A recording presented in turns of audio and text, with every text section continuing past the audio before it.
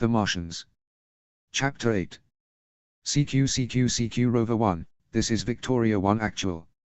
CQ. The comm set in the rover barked its incoming traffic chime and Mark heard noise through the headset laying on the T-bar to the rover, where he always left his when he went to sleep. He and Lewis believed the rover was within days of the Ars 4 landing site, but had gone the entire trip without contact from Victoria 1. The occasional messages they got from Houston told them that all was well, except that Victoria 1 was having trouble with its low-gain FM signals. Mark had thought he saw sleds landing the morning before, and a ship landing just over the horizon that morning, but still there was no contact. He hoped to be able to pick up their beacon to guide the rover with, but all day was nothing but static. Half awake, with Commander Lewis asleep beside him, he listened carefully. CQ Rover 1, this is Victoria 1 Actual. CQ. This time Mark knew he heard it, nearly leaped up and grabbed his headset. Repeat Victoria, this is Rover 1. Copy. He nearly shouted into the mic. What is it, Mark? Lewis mumbled. Good morning, Rover 1. This is Victoria 1 Actual. It is good to hear your voice. We have had some transmission problems, but we landed yesterday and made repair.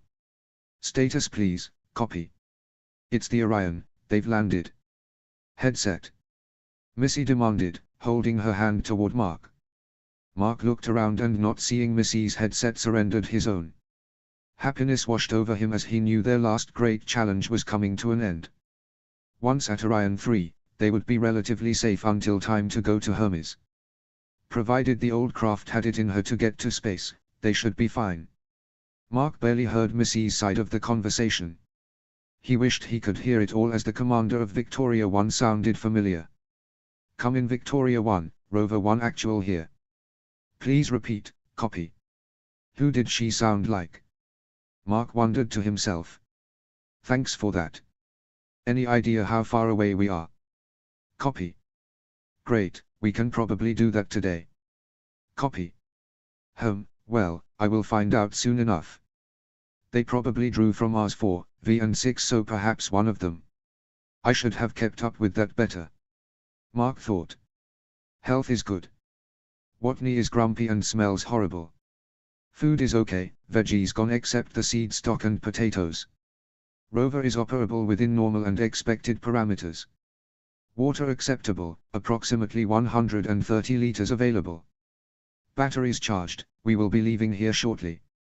Is beacon on? Copy. Excellent. I look forward to meeting you as well, Commander Park. Rover 1 Actual out, we're on our way. Over. Missy smiled. Park. Did she say? Mark thought as Missy handed the headset back. Let's get the panels in, we are only about 27 kilometers from them, and since they have their local antenna fixed the beacon is now on. We can get there today, Mark. Missy nearly yelled as she stood as high as the cabin would allow and threw her arms around him. Who is on that craft, Commander? The crew, Mark. Geez, let's go, I want to shower and eat and sleep in a real cot tonight. Okay, but first tell me, who is the crew? Seriously, I have no idea. Geez, Mark, did you never look it up? No, you were keeping track of it. Well, since the whole thing with Beth, I guess I have been super mopey. Check. Everyone on Mars noticed that. Which is me, but I can't help thinking we're in the home stretch now, Mark. Come on. You're great, but I only have you to myself today. I want happy, Mark. Sorry, I'll try, but really, who is on that ship? Missy sighed as she powered up her tablet and found the message. Okay, the commander wrote her thesis on Orion and knows more about it than anyone. She worked on mission planning before the launch and was the one that came up with the idea to retask it. She's supposed to be brilliant. In a couple months she went from a redshift tech in SATCOM to working with Sanders, Kapoor and Henderson. What's her name? I'm getting to that. Melinda. Commander Melinda Park, Missy answered. Mindy. She goes by Mindy. You know her? Yeah. I didn't know she was in SATCOM. Oh. Where do you know her from? Missy smiled, glad that the despondent Mark would have someone he knew on. Wait a second. She told me the department of hipsters. Did you know each other socially or something? Yes. A lot of the or something. Mark replied, thinking honesty would be the best path to follow. When Mark, before or after Beth? After. Right before we left. She's wonderful, you're going to just love her. But yeah, when I left, we promised to meet up when I got back. We were not really a couple, but I liked her a lot. When were you going to tell me this? I wasn't. Why would I? I didn't know she was on the Victoria mission. Well, this is going to be the most awkward command transfer ever.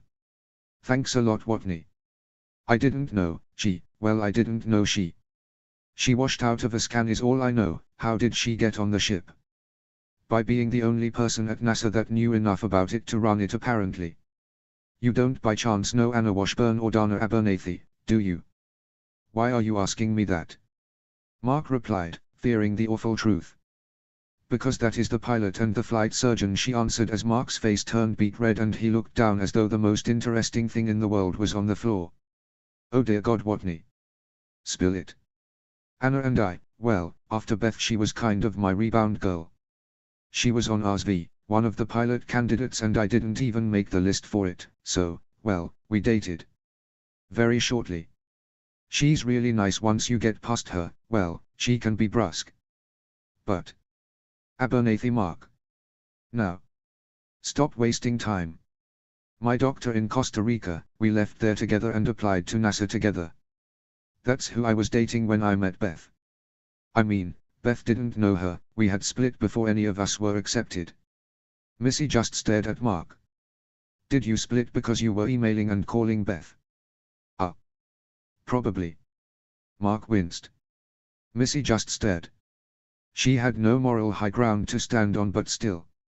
Mark, have you fucked every woman at NASA or just the ones on Mars? Just Mars, you know, when you say it that way it. Shut up, Watney. Come on, back to bed. Don't you want to get the panels in and get going? No. Grudge fuck. You talk to Bob or something. No. You're the grudge. If I can't get laid for 14 months while you're surrounded by the Watney sluts of Houston, you're taking care of me one more time. And don't even think about doing it on my ship with any of them. Either of my ships. Any of them. Or Beth. Got it? Yes, Missy. I'm Commander Lewis now.